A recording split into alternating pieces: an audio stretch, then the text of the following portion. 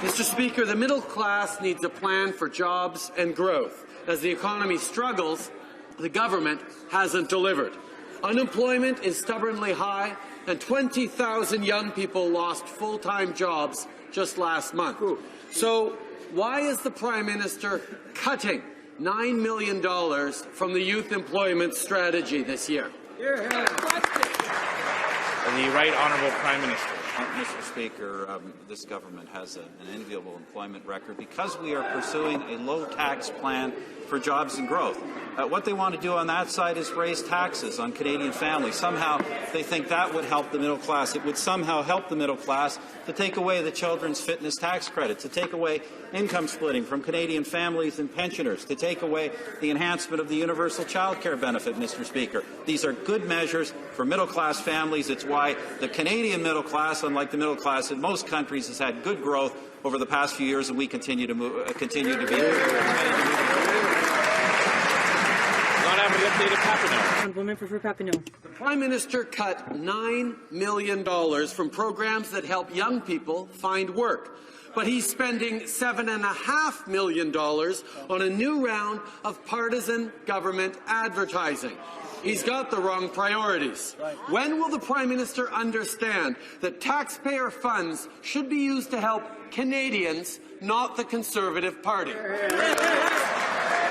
Right Honourable Prime Minister. Is the Liberal Party actually asking me about taxpayer dollars, Mr. Speaker? We're still trying to find $40 million of those dollars.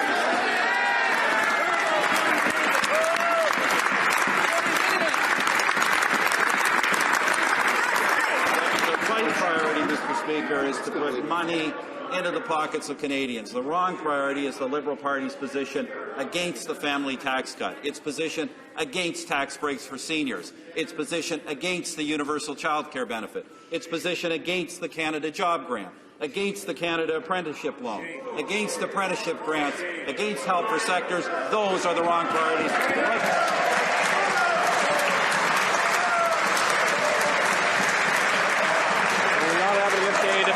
Member for Papineau. Control things, but he doesn't get to write the Liberal platform. L'économie canadienne a besoin de...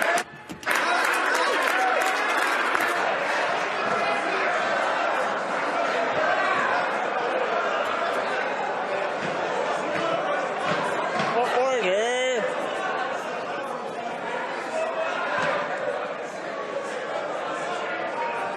Order, member. Members need to come to order. The Honourable Member for Papineau has the floor. L'économie canadienne. The Canadian economy needs growth, jobs, and assistance for our young people. But the government's priority, the Conservative government's priority, is to cut $9 million to the youth employment strategy in order to buy $7.5 million worth of partisan advertising.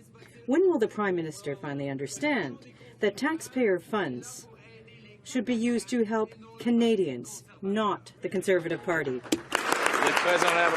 The Right Honourable Prime Minister. Well, it's odd to see the Liberal Party asking a question about advertising when we know what happened with those $40 million. Platform, I would just say that somebody has to write it.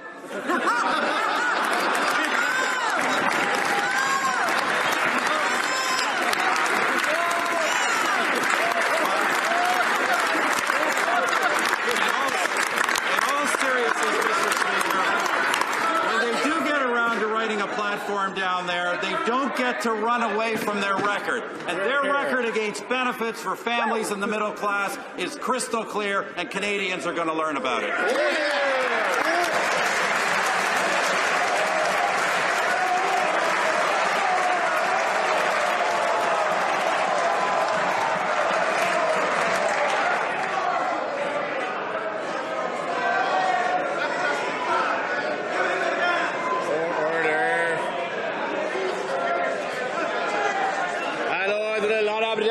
The Honourable Member for Rosemont-la-Petite-Patrie. C'est un peu difficile de suivre ça, monsieur. It's kind of hard to follow that, Mr. Speaker. New revelations have shown that no fewer than 40 senators are now under investigation by the Auditor General. The senators become an open bar where the Friends, Liberal and Conservative Friends, are in a feeding frenzy at taxpayers' expense. Conservative Senator Tamla Wallen is accused of fraud for personal travel. Duffy accused of abuse of confidence and corruption, and Senator Harper is accused of fraud. Canadians are fed up with being the butt of these jokes. When will we see the Senate abolished, Mr. Speaker? Honourable Parliamentary Secretary. Mr. Speaker, as you know, of course, the Senate invited the Auditor General in to audit all the expenses of the senators, and of course we hope that all senators are cooperating with them, Mr. Speaker. Now, you mentioned, I think you said 40 senators. I know that over there are some 67 NDP members of Parliament who have been found guilty of misusing House of Commons resources, Mr. Speaker. Now, I know that member over there, he actually owes the Canadian taxpayer $122,000, Mr. Speaker, for illegal offices in parts of the country where they have no members.